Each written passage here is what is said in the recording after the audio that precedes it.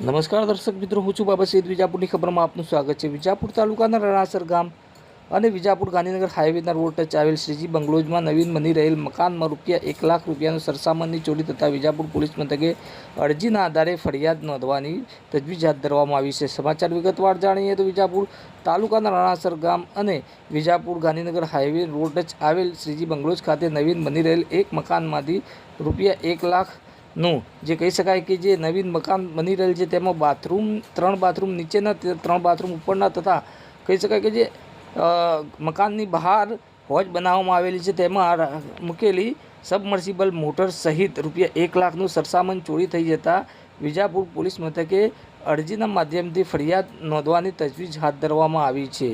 કહી શકાય કે જે શ્રીજી બંગલોઝ ખાતેના ભાવેશ કુમાર કનૈયાલાલના નવીન બની રહેલ 48 નંબરના મકાનમાં નીચેના 3 બાથરૂમ અને ઉપરના 3 બાથરૂમમાંથી પ્લમ્બિંગનું લગાવેલ કહી શકાય સરસામાન ઘરની બહાર આવેલ પાણીની હોજમાંથી સબમર્સિબલ મોટર કોઈ બપોરના સમયે ચોરી કરીને લઈ જતા મકાનનો સંભાળ રાખી રહેલ અને ભાવેશભાઈના મિત્ર વિશાલભાઈ રમણભાઈ પટેલે વિજાપુર પોલીસ મથકે ગઈકાલે તારીખ 4 રોજ વિજાપુર પોલીસ મથકે અરજી આપેલ છે, જે અંતર્ગત વિજાપુર પોલીસે પણ અરજીના આધારે ફરિયાદ નોંધવાની કામગીરી હાથ ધરવામાં આવેલ છે.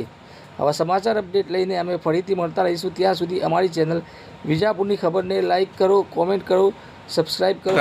શ્રી ભાવેશભાઈ કનૈયાલાલ રાવલ એમ શ્રીજી બંગલોઝ રણાસણ ખાતે આવેલ મકાનમાં મકાન નંબર 48 એની અંદર જેગુઆરના પાર્ટ્સ એટલે કે જેગુઆરના બાથરૂમમાં લગાવેલા કામ કરેલું, એમાં પ્લમ્બિંગનું કામ પતી ગયેલું હતું, જેમાં થર્મોસેટ જેગુઆરના શેરાના ડાયવર્ટર, વોશ બેસિનના મિક્સર તેમજ પાણીની ટાંકીમાં લગાવેલ મોટર આ કાઢી ગયેલ છે. ક્યારે ચોરી થઈ હોય એવું તમને એ થયું છે કે ચોરી ક્યારે થઈ ક્યારે તમને ખબર પડી? ચોરી થયેલી છે રાત્રે, અને અમે દિવસે સવારે આવ્યા ત્યાં સાઈડ ઉપર, એટલે અમને જાણવા મળ્યું કે આ તોડફોડ કરેલ છે અને સામાન કટરથી કાપીને તેના ડાયવર્ટરને બધું કાઢી ગયેલ છે. અને બીજું કહેવાનું એ થાય છે કે જે કેટલું મુદ્દામાલ કેટલું હોઈ શકે ચોરીમાં? મુદ્દામાલમાં એવું છે કે ₹1,00,000 સુધીનો મુદ્દામાલ છે સાહેબ. આ બાબતે જાણ કરી પોલીસ સ્ટેશને? હા, પોલીસ સ્ટેશનની અંદર જાણ કરી છે, અરજી લખીને આપી દીધી છે. સાહેબ આવીને પંચનામું કરીને ગયા, હવે આગળ પ્રોસેસ કરશે.